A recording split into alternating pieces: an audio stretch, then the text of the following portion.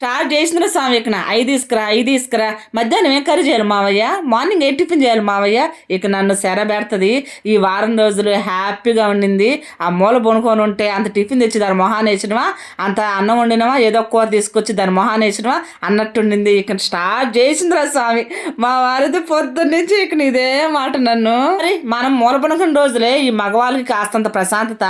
మనకు గాను హుషారుండి లేచి నడిచినాం అనుకోండి, మనం నిలబడము వాళ్ళని నిలబడినేమో. అట్లాంటి వాళ్ళం మన ఆడవాళ్ళం. మంచిగా నోటికి కమ్మంగా కారం కారంగా నోటికి రుచిగా వండి పెడుతున్న తినడానికి కూడా దబ్బుడాయి. మా ఇంట్లో మటుకు మరీ అసలుకి వారొక్కడే లేండి, మా పిల్లిద్దరు మటుకు నాబడే ఏదైనా సరే తినేసుడే పని. రోజు మా సాయికి హాలిడే, అందుకని కొద్దిగా బగారా చేసి అంత చికెన్ వండుదామని తెప్పించాను.